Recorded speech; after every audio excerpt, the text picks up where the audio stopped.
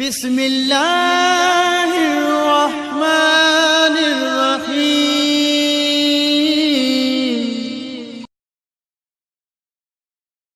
أعوذ بالله من الشيطان الرجيم بسم الله الرحمن الرحيم الحمد لله رب العالمين والعاقبة للمتقين الصلاة والسلام على أشرف الأنبياء والمرسلين وعلى أهل بيته الطيبين الطاهرين المعصومين أما بعد قال الله تبارك وتعالى في محكم كتابه المتين وهو أصدق القائلين وقوله الحق بسم الله الرحمن الرحيم الذي علم بالقلم علم الإنسان ما لم يعلم. नाज़रीन इकराम, सामीन मोहतरम, सलाम अलैकुम व रहमतुल्लाहि व बरकातुह। अज असां फ़ज़ीलत इल्म जे मौज़ू सां तव्हांजी ख़िदमत में हाज़िर थिया आहियूं। अल्लाह रब्बुल इज़्ज़त जो इरशाद थी रहियो आहे, उहो अल्लाह जंहिं इंसान खे ख़लक़ कयो ऐं ख़लक़ करण खां पोइ इंसान खे इल्म अता कई कलम जे ज़रिए सां ऐं इल्म अता कई उन शइ जो जेको ही इंसान न ॼाणंदो हुयो। फ़ज़ीलत इल्म में आयात अहादीस तमामु घणियूं आहिनि। बसि मुख़्तसर टाइम में मुख़्तसर कंदे इल्म जी उलमा तारीफ़ इहा कनि था त इल्म याने ॼाणण, इल्म याने मालूमात, इल्म याने आगाही। इल्म हर ज़माने में, चाहे नबियनि जो ज़मानो हुजे, वलियनि जो ज़मानो हुजे, आइमा जो ज़मानो हुजे, हर ज़माने में इंसान जी ज़रूरत रहियो आहे।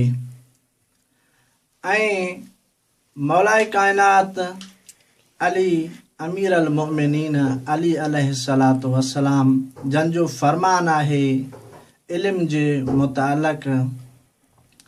मौला अली अलैहिस्सलातु वस्सलाम जन फरमाइन था, अल इल्मु ईसालुल इंसानी इलल मक़सदिल आला लिल इंसानिया। इहो इल्म आहे जेको इंसान खे इंसानियत जे आला मक़सद ताईं पहुचाए थो। ॿियनि लफ़्ज़नि में इंसान पंहिंजे आला मक़सद ताईं इल्म जे बग़ैर नथो पहुची सघे। याने इंसान अगरि कमालात ताईं कमालात हासिल कया आहिनि त इल्म जे ज़रिए सां, बग़ैर इल्म जे इंसान कमालात ताईं नथो पहुची सघे। मिसाल, अॼु तव्हांखे अगरि इहो इंसान फ़िज़ाउनि में उॾामंदे नज़र अची रहियो आहे त इहो ई इल्म जे करे। अॼु इन इंसान अगरि चंड ते पंहिंजा क़दम जमाया आहिनि त इन इल्म जे करे। ऐं ज़मीन जे सतहुनि ताईं इहो इंसान पहुतो आहे त इल्म जे करे। बुलंद बाला पहाड़ुनि खे चीरे करे उन्हनि मां क़ीमती शयूं ऐं सोन कढियो अथसि त इल्म जे करे। इल्म हिकु अनमोल तोहफ़ो आहे अल्लाह रब्बुल इज़्ज़त जे तरफ़ां जेको इंसान खे अता थियो आहे। इंसान अगरि इंसान बणिजे थो त इन इल्म जे ज़रिए सां। ऐं इहो ई इल्म आहे जेको इंसान खे अशरफुल मखलूकात बणाए थो।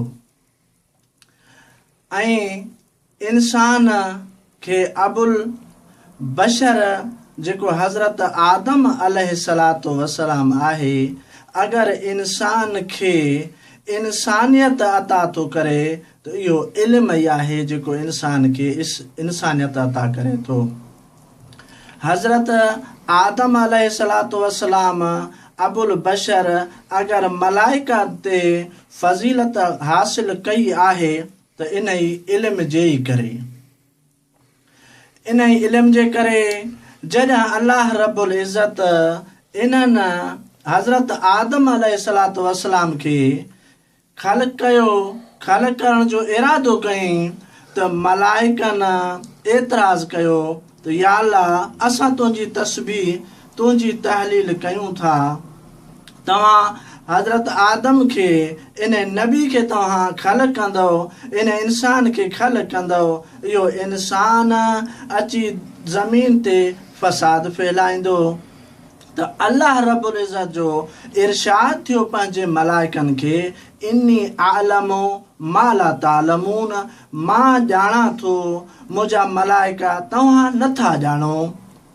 बसि इहो ई सबबु आहे जॾहिं अल्लाह रब्बुल इज़्ज़त हज़रत आदम अलैहिस्सलाम खे ख़लीफ़ो बणायो, हज़रत आदम अलैहिस्सलाम खे ज़मीन ते मोकिले करे ऐं मलाइका खां इम्तिहान वरितईं, मलाइका जे साम्हूं कुझु नाला पेश कयईं ऐं अल्लाह रब्बुल इज़्ज़त मलाइकनि खां पुछा कई, ए मुंहिंजा मलाइकाओ, तव्हां मूंखे ॿुधायो इहे नाला कंहिंजा आहिनि? त उहे मलाइक, उहे फ़रिश्ता उन्हनि अस्मा ॿुधाइण खां आजिज़ अची विया। ऐं जॾहिं उहे अस्मा हज़रत आदम अलैहिस्सलातु वस्सलाम जे साम्हूं पेश कया विया त हज़रत आदम अलैहिस्सलातु वस्सलाम उहे अस्मा ऐं उन्हनि उहे नाला हज़रत आदम अलैहिस्सलातु वस्सलाम ॿुधाए करे उन्हनि मलाइकनि ते फ़ज़ीलत ऐं फ़ौक़ियत हासिल कई। नाज़रीन किराम, बसि इहो ई इल्मु आहे जंहिंजे करे हज़रत आदम अलैहिस्सलातु वस्सलाम मलाइका ते फ़ौक़ियत ऐं फ़ाइज़ थियो। बसि इन ई इल्म जे ई करे, इन इल्म जे अनमोल तोहफ़े जे करे जेको अल्लाह रब्बुल इज़्ज़त इंसान खे अता कयो आहे, इंसान कामयाब थिए थो ऐं इंसान ऐं मुआशिरे जी कामयाबी जो राज़ इहो इल्म ई आहे। बसि इन्हनि लफ़्ज़नि सां ख़ालिक़ काइनात खां दुआ आहे त असांजा जेके बि स्टूडेंट्स जिथे जिथे तहसील इल्म करे रहिया आहिनि,